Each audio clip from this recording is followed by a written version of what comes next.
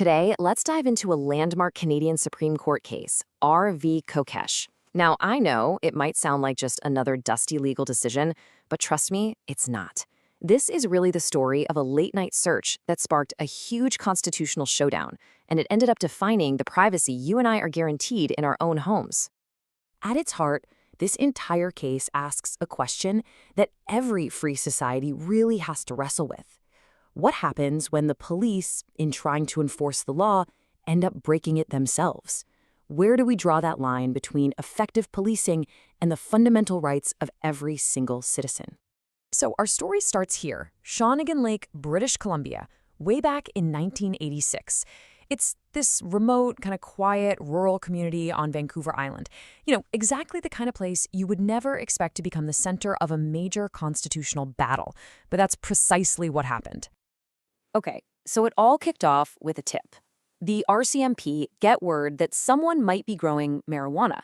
They follow a truck to a property. They even get a helicopter up for some aerial photos. They had a really strong suspicion, a gut feeling that something was up. But, and this is the crucial part, they didn't have enough solid proof, what the law calls reasonable and probable grounds, to actually get a search warrant. And look, don't just take my word for it. The investigating officer himself, Constable Pover-Shook, admitted it right there under oath. He said, "I had solid grounds, but not enough for a search warrant." That single sentence just perfectly captures the legal jam the police were in. They were sure they were right, but they couldn't prove it by the book. So what do? Well, at 2 o'clock in the morning, officers just walked down a long, private driveway without a warrant and did what's called a perimeter search. They got right up close to the house. They heard this electrical humming, they could feel heat coming off the building, and then they smelled a super strong odor of marijuana coming from a vent. And with that, bam, now they had what they needed to get a warrant. The whole case really hinges on this one powerful idea, Section 8 of the Canadian Charter of Rights and Freedoms. It guarantees everyone the right to be secure against unreasonable search or seizure. Think of it like a constitutional shield that protects your private space from the government just showing up uninvited. The big question was, did that 2 a.m. search cross the line and violate that right? And this is where it gets really interesting. The first judge who heard the case said, absolutely, the search was unconstitutional. The evidence was thrown out. But then the Crown, the government prosecutors, they appealed. And the Court of Appeal came to a completely opposite conclusion. They said the intrusion was minimal and let the evidence back in.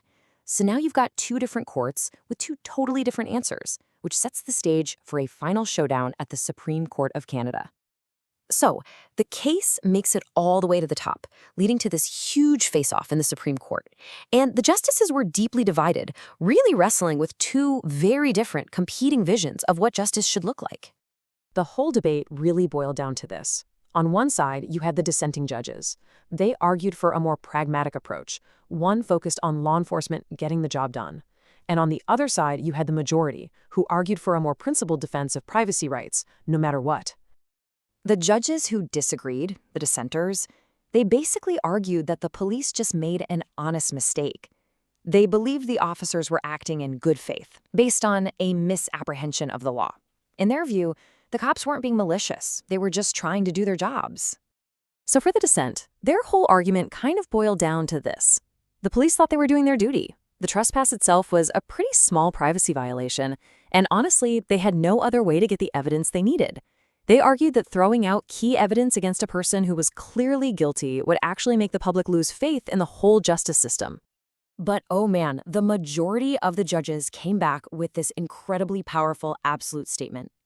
They argued that if the police have nothing but suspicion and no legal way to get more evidence, their job is to stop. Full stop. They have to leave the suspect alone. The majority's logic was crystal clear. They said you can't just claim good faith when you know you don't have enough for a warrant and you decide to trespass anyway. They called the violation extremely serious, not minimal at all.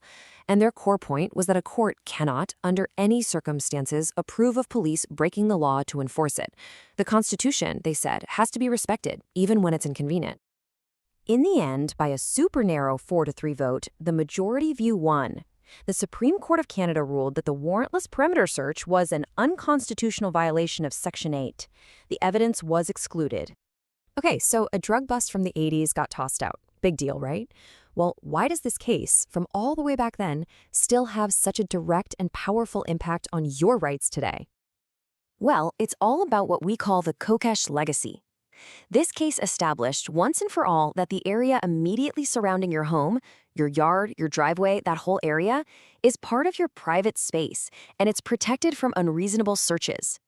It drew a very clear line in the sand. Police need to have lawful authority, like a warrant, before they can even set foot on your property to snoop around. It proved that the charter is a powerful shield for all of us. You know, the debate at the very heart of the Kokesh case is probably more relevant now than it's ever been. We live in an age of digital surveillance, doorbell cameras, drones. So where do we draw the line between our collective need for security and our individual right to just be left alone? This old case gives us a foundational answer for sure, but that question, that's one we're still trying to figure out every single day.